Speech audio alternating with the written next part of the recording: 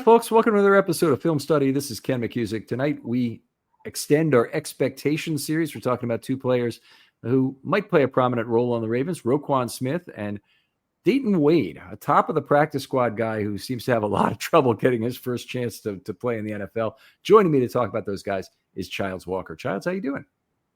I'm doing well, Ken. Thanks for having me back. It's always good to be here, both during the season and in the off season. So ready to talk about these guys.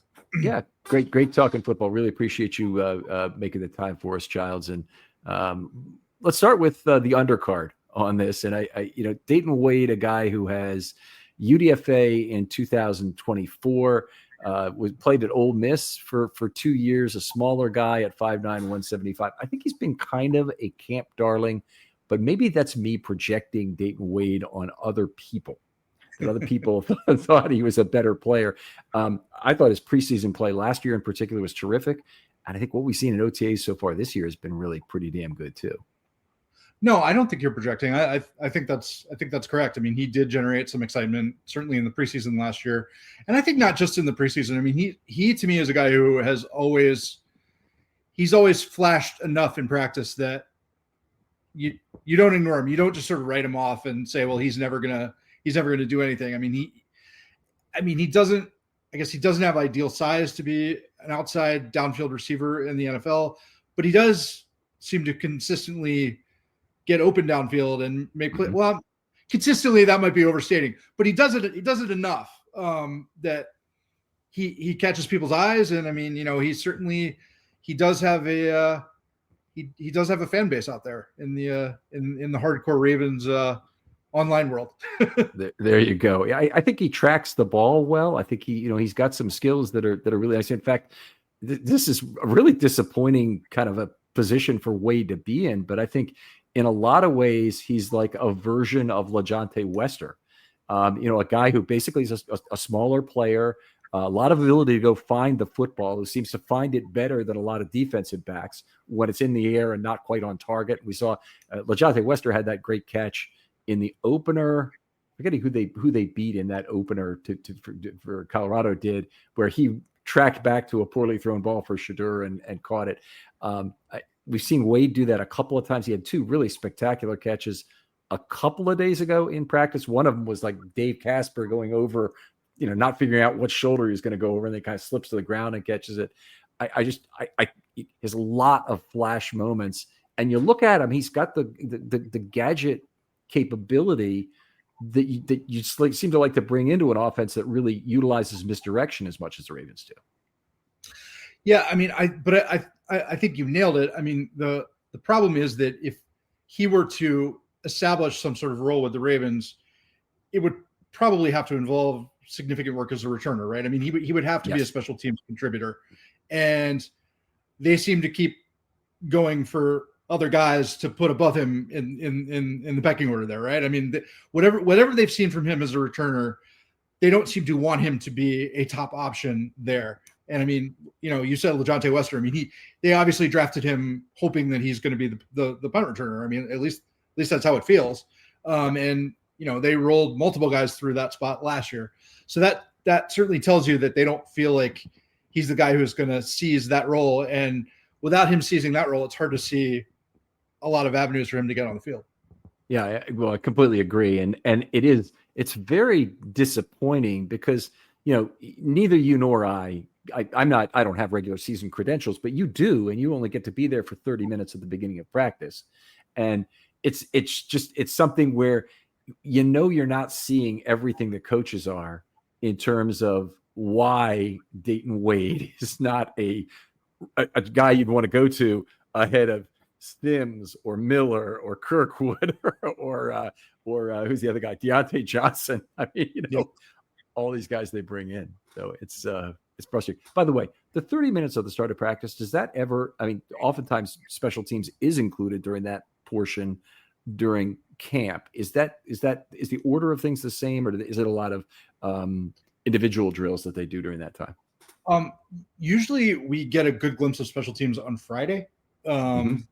At the beginning of the Friday practice, that's usually most of what we will see on a Friday. A lot lot of the starters will roll out a little bit later, and so you'll see a lot of special teams work that day, and you see a little bit on the other days. But so yes, we do see a good bit of special teams. Certainly, you know, I mean, we don't see any of the real team offensive defense stuff, but we do see the special team stuff, and that's actually good because I mean it does. I mean, if you pay attention to who's starting in various special team spots, that can give you a nice sort of sneak preview of who's likely to be active on Sunday. So that is one thing that we're able to pick up, you know, being at practice every day. Oh, that's interesting. I really hadn't thought of that. Let's see, Deontay Hardy, another name who was ahead of him, hurt the whole year, and he still doesn't get a chance. All right. What else to say about him? He does have a fairly modest return history as a kickoff return man, and that is something where I'm not sure that Harbaugh has bought into that part of his game either, if he even really sees it as an option. One of the things Harb said at the podium recently was that running backs seem to have adapted very well to the new kickoff return rules, and Keaton Mitchell also said the same thing. It's like, I'm a running back. It's like a zone run play. And yeah, I mean, the vibes you get both from Keaton Mitchell and from the coaching staff, I think, are that they're very excited about the idea of him maybe becoming a dynamic force in that role. So no, I mean, there's no sense that Dayton Wade is going to suddenly leap there. I mean, I would think punt returning would be a better chance, and I'm not sure that's a good chance either. Yeah. And you do have two deep on kickoff return, so it's a half field kind of roll. So if it might even be required to be that, but I'm not sure if you're allowed to play two up and one back, or it's one up and two back. But whatever the case is in terms of the things, they've been splitting the field to make sure they get to the ball quickly, and the bounce into the end zone touchback is the one that really kills the receiving team. That's the one that puts them at the 20-yard line. So that's the one they really don't want. Right. But this new year, it's going to be interesting seeing how many kicks are returned and how effective they are doing it. Yeah. So yeah, I mean, you know, Dayton Wade, I mean, it's just, where does he find his opportunity? I mean, certainly not as a pass catcher, right? I mean, that's just, I mean, they have many, many mouths to feed ahead of him there, right? I mean, things would have to go very badly for him to become a significant part of the mix there. So, I mean, it's just hard to see. I mean, no matter what he does in practice, really. I think he's almost a player that one guy really needs to get hurt to give him an opportunity. I think if Wester was hurt, I think there is a chance that he would be the guy that replaced him, because you have to have a backup punt returner. Once you do that, then I think they find ways to fit him into the offense, doing some of probably the things that Wester had already been doing. So let's move on. Talk about what does a good season look like to you for Dayton Wade? Yeah, I think a good season is he obviously, I mean, he stays healthy. He gets himself back on the practice squad, you know, maybe in a more elevated position in the practice squad pecking order, so that, you know, if they do need to call up a receiver or returner, he is either, you know, I mean, the first guy they think of, or one of the first couple of guys they think of, which he wasn't last year. And, you know, maybe if there's a small injury, or, you know, if they're lucky enough to not have to play their regulars at the end of the season, he gets a call up or two. I think that's a successful season for him. Yeah. Okay. I'm right there with you, almost word for word. Healthy through camp to maximize live fire play. That's the one thing I'll add to that, is that the soft tissue injuries that get to cornerbacks and wide receivers during camp, they're most serious for those two positions, because they oftentimes those guys have long totem poles of players in backup roles that have to prove something. And, you know, you're a JAD or a Iman Marshall, you know, God help you, and you lose multiple years to this sort of thing. It's awful. And it seems like it happens more to those positions in terms of them exerting themselves on the field. But I'm with you. It shows enough kickoff and punt return that he's the top of the practice squad option there, elevated for 2 games, does enough on special teams and as a receiver to remain a 2026 camp and practice squad option. And honestly, at the 60th percentile, I that's even kind of a stretch in terms of how I'm thinking about it. Yeah. No, I agree. And then I know, I mean, we get into sort of the best case scenario for him, and probably the best case scenario for him is a not good scenario for the Ravens, right? I mean, if he's getting a bigger role, that probably means somebody else has either failed or gotten hurt. And I guess in that case, it would be what we just talked about. Plus, I mean, he's in a significant number of games. He plays a real role as a returner, and he's an actual contributor to the roster. But we're probably talking about multiple players being hurt at that point, which is not what you want to see in the big picture. Yeah, I'm with you entirely. I think that the big thing is that Wester would have to get hurt. If Wester got hurt, then I think they'd be happy they had Dayton Wade. Wade would move into that return role. I don't see them giving it to Tylan Wallace again, although maybe Wallace will be returning kicks all camp and will show a spark that's new and be better at getting under the ball. They had so many problems getting under the ball last year that they seem to eliminate a lot of guys without really finding an answer in terms of the punt returns. And then the ability to use and create misdirection without having to use Flowers for that, I think, is really important for the offense. So it'd be nice if they could get him in because he's on the team for return purposes and he's active for exactly that. Then he becomes one of your bodies that you can fit in as fresh legs into your offense and occasionally get the football on a misdirection play. And if they can find a 15-yard play for Sims at a key moment against the Steelers, then they can find a play for Dayton Wade. But again, you said it. I mean, everything you're saying about him, they would really rather have LeJounte Wester be in those spots, right? And that's the bottom line. Yeah, that is the bottom line. And, they drafting LeJounte Wester, even though nominally the two guys are in the same position with 4 years of runway in terms of their career, I don't think that's the way they view it at all. I think they view Wester as a pretty significant potentially good outcome relative to what they think they can get out of Wade. Yeah. All right, let's move over, talk a little Roquan Smith. He's entering his 4th season with the Ravens already. It just seems like yesterday they traded for him, and boy, does the price not look too expensive at this point. Yeah, I mean, you give up a few relatively inconsequential draft picks. I mean, certainly they turned out to be relatively inconsequential, and you get a guy who was one of the foundational players on 2 of the best teams in the history of the franchise, right? I mean, that's you do that every time. Yeah, he's been all pro 1 all 3 seasons. He's been with the Ravens.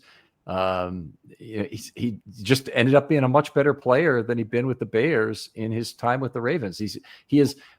I talked at times about some of the evaluator arrogance that I think has gone on with figuring, and maybe it's a coaching arrogance, but I don't want to like blame it on anyone in particular. I think that the organization is guilty of it to a certain degree, that they think they can take a player who has a fairly significant role with another team, put him in a smaller role within the Ravens structure, and it will always work out.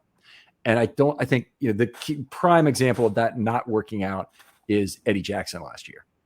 Yeah. But Roquan Smith, he had if anything, he's got a bigger role with the Ravens than he had with the Bears. He's actually asked to do some things that I think are not the things he's best at, because the player next to him has had significant limitations. So Patrick Queen, if he can rush the passer, you have him rush the passer, but Roquan, you need him coverage, even though that might not be his best thing. Yeah. I mean, Roquan is still an interesting player to evaluate in the sense that the way that he's perceived. I mean, the all pros and the sort of the superficial production numbers, the tackle numbers and stuff, don't always line up with the PFF grades that people like to look at, for example. So like that was certainly the case last season, right? I mean, in a lot of ways, he was the same player last year, really, as he had been the season before, but his grade was much lower. That was mostly coverage. And I mean, I know you have spent a lot of time sort of looking at what goes into the PFF grades and why they are the way they are. But to me, he's an interesting player in that respect, because I think that I do think there's a section of the fan base that was at least a little bit disappointed with his performance last year. You would see grumbling about, is he in tip-top shape? I'm not suggesting that he wasn't. I always find it very difficult to say that, and very reluctant to say that about a player. I mean, he posts for every practice all summer long. He's there for every game. He always plays at a high level. I mean, I wouldn't make that claim, but I mean that is something out there that people are talking about. So he is sort of an interesting player to consider, kind of the big picture of him at this point. So I mean, I'm interested in kind of your thoughts on, what you see in terms of looking at him game to game versus some of those things that people will throw out about him, on occasion. Right. I mean, I'll give you three things right off the bat. His missed tackle rate is ridiculously good. He's one of the best tacklers that's played the position probably in the history of the game. He's playing at the same time as Bobby Wagner, who's also outstanding, but he's a guy who has never had in his entire career a 9% missed tackle rate in any season, when the average at inside linebacker, I think, is around 13. So I'd have to look at the median. I actually mean by that. So anyway, that's impressive to start with. He was actually used more than I thought as a pass rusher last year. He had 88 pass rushes on the season. It seemed to me, and it was also more pass snaps against the Ravens, but it did seem to me like he was also asked to be in some coverage assignments where they couldn't necessarily trust Simpson. That's number one.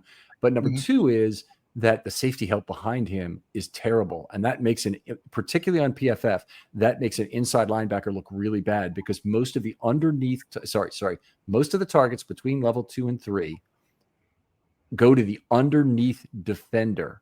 Right. And sometimes even if it's closer to the safety. And it's very hard for a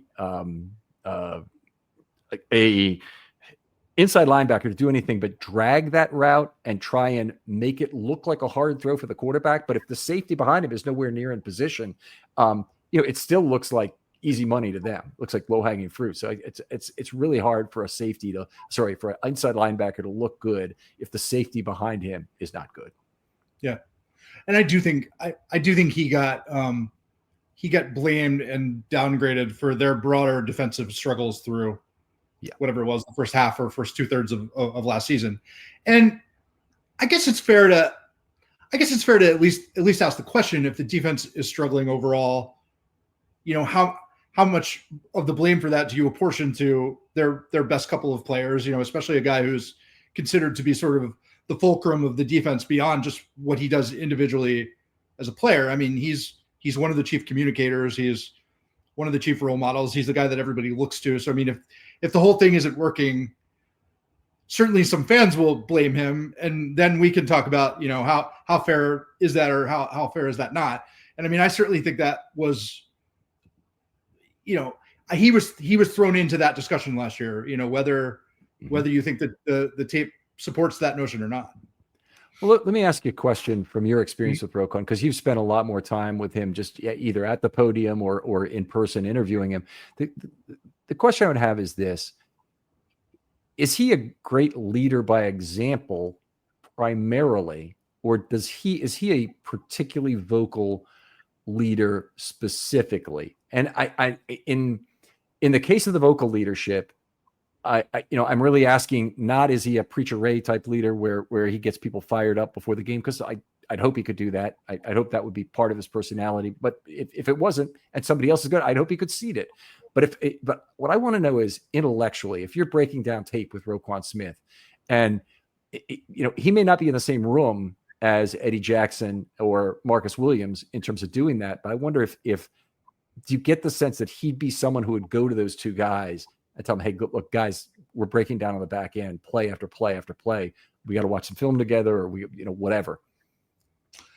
Yeah, I do. I mean, I think that was one of the things that was so obviously special about him so quickly after the trade. I mean, that happened almost immediately. That every defensive player in that locker room was almost immediately looking to him and seeing him as a connector of the larger group. I mean, I don't remember when it was, but I mean, I think certainly within a year of him being here, maybe less. I mean, I think Marlon Humphrey said that, he was just sort of a next level figure in terms of galvanizing the entire defense and, really pulling everybody together and, being the one that everybody looked to. So, I mean, I do think that's a real thing. Yes. I mean, in terms of the film study, I mean, I don't hear that about him you don't hear that about him like you used to hear it with Ed Reed, for example, who was considered to be sort of had sort of a freakish ability there, and also a great ability to sort of pull younger players into his sway and sort of teach them how to do it. That's not to say that Roquan doesn't do that, and that you don't hear good things about him in terms of someone who sees the game and understands the game. I'm just saying you don't necessarily hear about it on the Ed Reed sort of all-time level. But in terms of his ability to sort of work the room and connect with every player on the defense, and I mean, I think one thing that struck me right away about him is he's just he's sort of a naturally curious guy. I mean, like if you interview him, he'll interview you back. I mean, he'll want to sort of strike up a conversation with you. And I think he does that with his teammates. And I think he built relationships very quickly for that reason. And that's maybe a little bit of a different kind of leadership. But I mean, I do think it's real. And I mean, when you hear the rookies talk already about who they're looking to as sort of a model of how to be a Ravens defender, he's I think probably the first name they say more than anybody else. So, I mean, I do think all that stuff adds up to him being a very impressive all around, building block of the team. Okay. It's interesting. Exactly what you talked about in terms of the guy interviews you back is something I associate with Kyle Van Noy. And Kyle Van Noy has that stand-up comedian thing he does during the off season, or he's involved with it. Let's just put it that way. But it's always like, if you've ever been to, maybe it's open mic night, but I associate more with like comedians who have a regular gig and they don't really have enough material to use it over and over and over again. And so they're playing off what's happening in the crowd and they're making observations and picking up. Yeah. I'm sorry, what'd you say? I said, yeah, crowd work. Yeah, crowd work. Yeah. And Van Noy, boy, does he do that when he's put up there in front of a microphone. Not uncomfortable at all. But the flip side of that is, I don't think Van Noy is a super vocal leader. I don't think he'll get in the face of another player and tell him, you got to do this right. I think he's a good leader by example. I just don't think he's that vocal leader. No, I think that's true. But I guess to get back to the main point, I mean, I do think, Roquan is in multiple ways for sure. Yeah. All right, great. What else say about Roquan and his stuff? Stops to missed tackles is another thing. It's like the strikeout to walk ratio for inside linebackers. Right. So his stops were 57 and 12 missed tackles this last year. It's actually a slight drop off from his career rate of 4.9 to 1 at 4.8 to 1, but it's still very, very, very good. There's very few inside linebackers in the entire league that are at that level. Most are, 4 to 1, a little bit less. If you're talking Patrick Queen, it's probably 2.3 to 1 or something, where he's got a big missed tackle problem, is not diving in holes to make tackles as much. But he's right at the top of the whole league there. And I think if there was something that helped him last year, maybe it was that the fact that the Ravens returned to more of a stop the run focus. I think they made a very measured 2023, they made a very measured decision to be a worse run defense team to try and help their pass defense. And I think it really worked. But this last year with Orr, they tried to, go back to being a good run defense. And I think that might've magnified some of at least the tackling and the stops that Rowe had.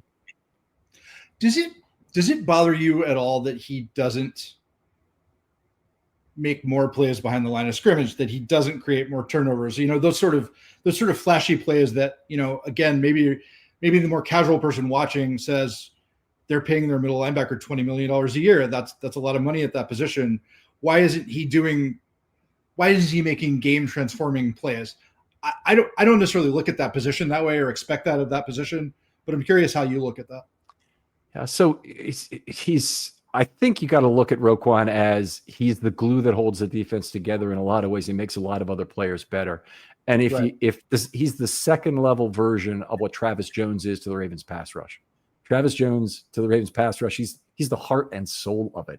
I mean, people who really watch and understand, see, there's double team after double team thrown at Travis Jones. And we just had Chuck Smith at the podium, and he said, I put him up against 95% of the guards in the league, and they won't be able to block him.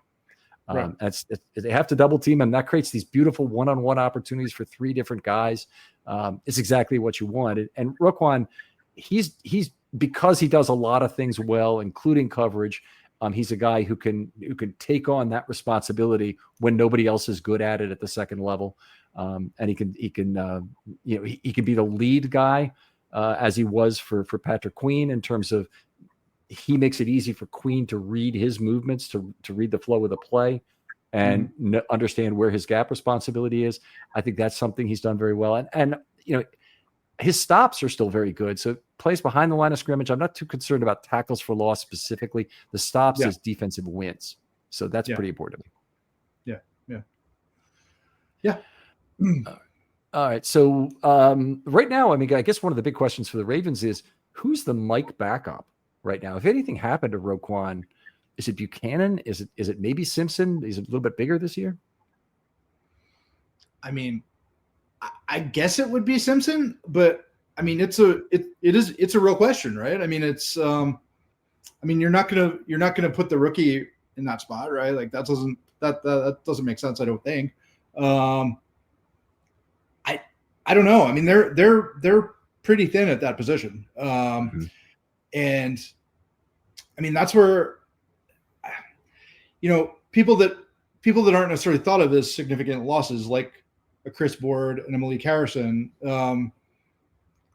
I mean, those are certainly felt in a depth way, right? I mean, they were very reliant on those guys down the stretch last year when they lost some confidence in Simpson. So I guess I still wouldn't be surprised if they brought in another veteran in that mix somewhere along the way. But it's not a deep group.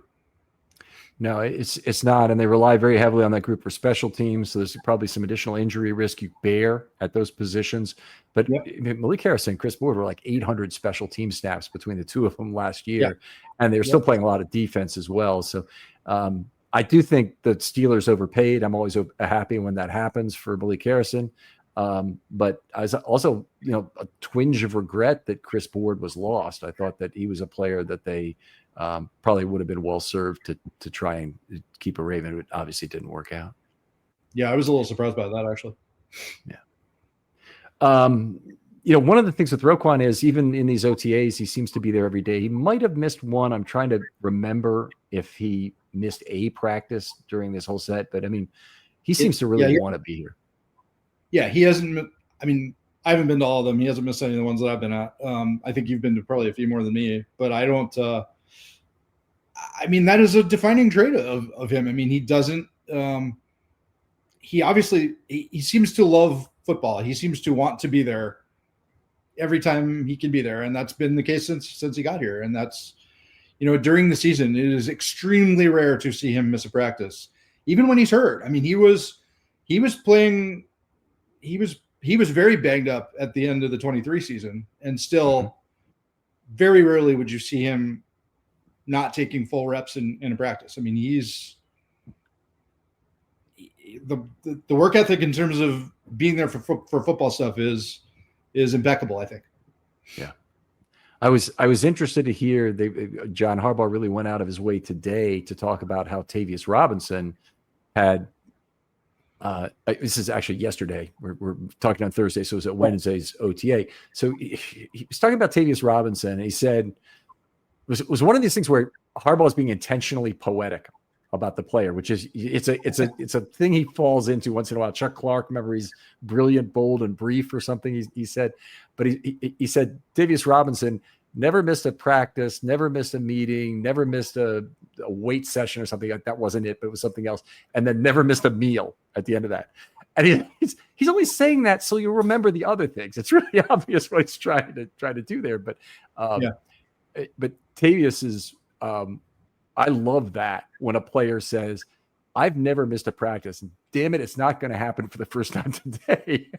That is a great thing to have going on your team. And it's a great example to be given, even though there's a lot of veterans who are in and out of these OTAs on a, every other day kind of basis.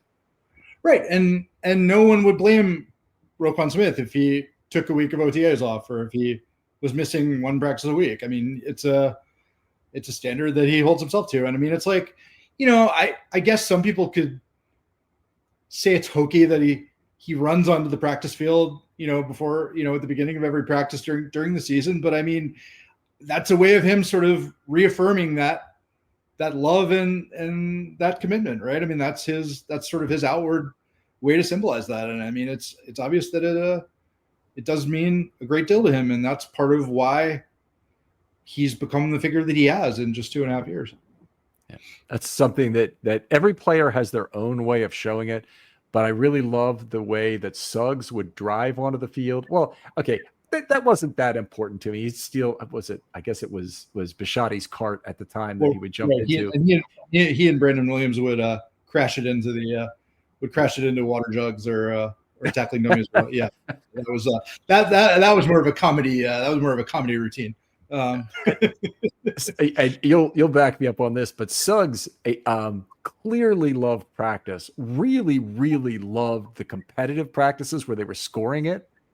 And what's more than that is you always knew there's 3 practice fields there. You could be anywhere within that 3-field area. You always knew where Terrell Suggs was because his voice is the loudest and it carries all over the place there. And he would have at least one really good one-liner per practice that he throws out there that you're picking up your pad and you're writing down, what did he say here? He obviously loved practice right till the end of the Ravens days that he had.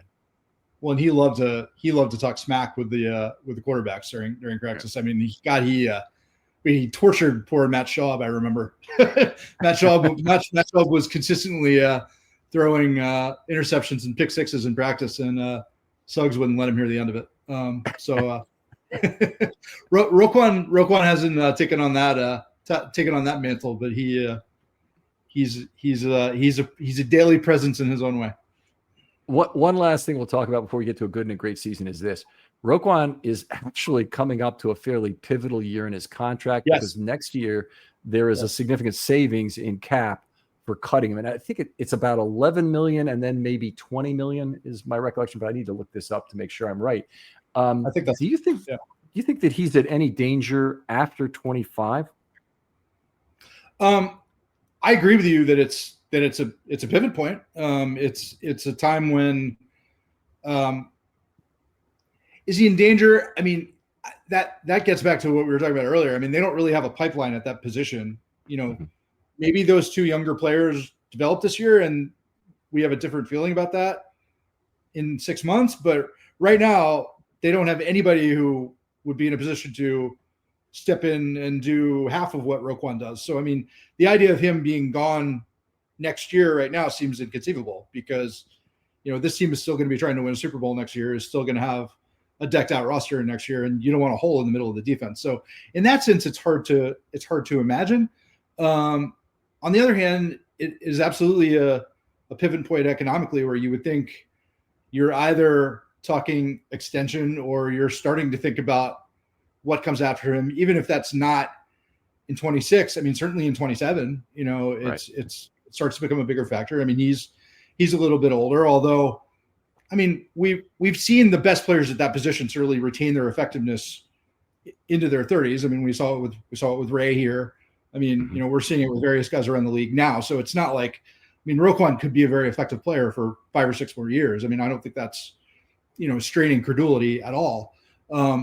But they're paying him a lot of money for that position. And so, I mean, I would still be surprised if he's not the guy in 26, but I think you're absolutely right to say that it's a conversation that we're going to be having, after this season, and he's going to be one of the guys we're talking about. There's so many guys we might be talking about from an extension standpoint, and I do think he'll be one of them, because you're going to want to reduce that number if you think he's going to be your guy for 3 or 4 more years. So, I mean, he's going to be, he's been a guy we haven't had to think about that way for the last couple of years, but he is going to be a guy that we're going to have to think about that way by the end of this year. Right. I have this in my notes here. He's 28 in April. I hope I updated that, and he's not 29 in April right now. But that's actually. I mean, he was young. He was young when he was drafted. He's still 28 years, 65 days right now. Yep. All right. What does a good season look like to you for Roquan Smith? I think a good season is a season very much like last year and the year before, right? I mean, he plays he plays every game. He plays 16, 17 games. Again, he's able to be there for every practice like we've seen him do. He remains productive in the way that we've seen. He remains a sure tackler. I mean, he's sort of the fulcrum of the defense. You hope that the big picture of their coverage is more sound from day one this year. I think they're expecting that. I think we're probably expecting that. So maybe he gets blamed for less of what happens behind him. But that's not. I think it's basically maintaining the same level of play is a good season. Yeah, I think that would be good. I'm starting to get to the point at age 28 where I might say a small amount of regression is okay, even in a good season. Any 30, 31-year-old player, I'd be definitely saying, boy, just moderate regression is okay. Just don't make it be too much. In his case, I'd say plays 15 plus games at approximately the same level as 24, remains one of the best inside linebackers in the game due to a broad set of positives, awareness, and on-field leadership. Expect him to continue in the Pro Bowl / All-Pro discussion without the need to post a gaudy sack or interception total if he does not fall way off as a tackler. I think that's always kind of been his hallmark and what's kind of got him any kind of postseason honors. And if he's doing that well and continuing with the stops at a high level, I think he's at a minimum at a good season, even if some other things fall off. Yeah, I mean, I do think that, again, because of what they're paying him, I think if he regresses a little bit, that he's going to start to come in for some more significant criticism, whether that's fair or not. Mm-hmm. I think that there will be a lot of people in the fan base who don't think it's a good season if he would even take a 10% step back from what he did last year. So, yeah, I mean, I think he's sort of earned being graded on, by a tough standard. Yeah, that's a good point. You make a lot of money. You certainly earn that right.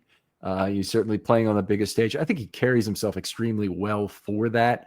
And he's probably, certainly at least since Georgia, he's always kind of worn that mantle all the way through of having to be graded pretty toughly and done it well. Yep. All right. What does a great season look like? I mean, again, because of who he is and the consistency that he's played with since he got here, I mean, I don't think the difference between a good season and a great season is as wide with him as it is probably for most players on the team. So I think a great season for him is what we just said, but a little bit more, right? I mean, he plays 17 games. He stays healthy. He's not playing through injuries at any point in the year. The tackle rate stays the same. I mean, the soundness stays the same, but maybe he does make a few more big plays, not because he's necessarily doing anything different, but I mean, that's just the way it breaks. Maybe he makes a couple of interceptions instead of one. Maybe he makes a couple more plays behind the line of scrimmage just because that's the way it plays out. I mean, but again, I don't think he needs to do that to be an excellent player. I just think that's the sort of stuff that can happen in a magical season. And, you're first team All-Pro and you're a candidate for Defensive Player of the Year. He has that capability. So, I mean, it's sort of his normal high level plus a little extra sprinkles on the Sunday is, I guess, what I would call a great season for him. I'm right there with you in terms of that. I don't think there's a lot of differentiation between like the 60th and 80th percentile, as I would call it. But here's the additional thing that I think would make a really great Roquan season is that he takes on whatever responsibilities are necessary to make the combination of Buchanan and Simpson effective at the will spot. Whoever wins the job, whoever ends up there, dime back ends up there at some point during the season, and they're playing with that. Whatever the situation, that will linebacker spot is playing better because of Roquan and the responsibilities he's taking, the on-field leadership, any kind of pre or post snap kind of reads he's making to help out another player. I think is really big. Which I think we would say happened with Queen, right? I mean, that was one of his calling cards from his first season and a half here was, helping raise Queen. It might be one of the reasons why you'd say last year wasn't good is that Simpson didn't come through and had to be removed and they had to try other things. And even that said, Chris Board's on the field, and Chris Board was a player who was highly criticized at times before his first tour with the Ravens Malik Harrison, I think, did some things reasonably well for the Ravens in terms of what he did defensively, and in particular playing the edge really more than playing inside linebacker. But, those are a couple guys who are pedestrian in terms of their ability. And if he's making him a better player by the things he's able to pick up, then that's a pretty significant contribution. Yeah. Yeah. I mean, I would say certainly based on the way the Ravens handled it last year, their feeling was that Simpson wasn't showing them what they needed to see from him. I mean, I didn't get the sense that they had any disappointment with Roquan's role in that whole situation. I mean, I think that, they wanted to see things from Simpson that they weren't seeing. Yeah. I mean, I agree. I think it was a processing issue there. I don't know what Roquan could have done to quote unquote fix that. Yeah. I will say Simpson is one of the players, and there's a number of Ravens who look like they've spent the whole offseason in the weight room, but Simpson looks huge this year to me, a lot bigger than he looked last year. I don't know if you've kind of noticed that same, like, bigger guns, bigger upper body, just looks like more an athlete, and maybe he's carrying a little more weight that'll make it a little harder for him to move. I don't know, but it looks big. And I mean, I don't think his struggles last year were as a result of any lack of dedication or want to. I mean, I think he badly wants to be good. I mean, I think he's very well liked, by his peers and by the coaches. I mean, so, I think he's trying, but we know it's a results business. So we'll see. But I mean, he'll get his chance this year. I mean, it's hard to see a situation in which he's not playing a lot. Well, Childs, always great talking football with you. And I'm always interested to hear about your own career at the Sun and what you're working on now. I know that you were doing some political stuff for a while and you were doing some non-sports stuff. Do you have any non-sports responsibilities currently? Well, so this is something I'm not sure. I guess you didn't see this. I left the Sun. I am contributing to the Banner now. Oh, no, I did not know that. I am sorry about that. Oh, that's okay. That's okay. It's the Banner is getting everybody now, aren't they? This is something that happened in the last. It happened right at the beginning of April. So, yeah, I made that change. I left the Sun after 24 years, and so to answer your broader question, it's still a little bit of a work in progress to know exactly what I'm going to be doing. I mean, it's going to be a lot of similar types of stories that I've done in the past. And I mean, the five things we learned posting the morning after every Ravens game. I mean, that will carry over. So I mean, that's going to be sort of the one thing that I know I'm going to be doing. But yeah, really enjoy that format. Really enjoy that format. Big changes for me. All right. Well, that's if it's a matter of congratulations, thank you very much. It's congratulations. Thank you. And I know it's not always by choice these things happen, and I don't want to overdo it too much. So much turmoil in the state of Maryland right now in terms of a whole bunch of government employees are out of work and whatnot. You never know how to react to somebody who has a job change, and Jonas made the same move you did. I get the sense it was a great move for him, but I never know. I never know how to react. No, it was by choice. So you're okay. I am grateful for your congratulations. Okay. All right. Well, thanks again, Childs. Other folks out there, thanks for listening as always. And please hit me up with DM if you have a topic you like on a film study short sometime in July. There'll be a nice open runway of time to do a show then. Childs, thanks for coming on. Yeah, thanks for having me, Ken. And I'll see you during the season. I'll talk to you next time on Film Study.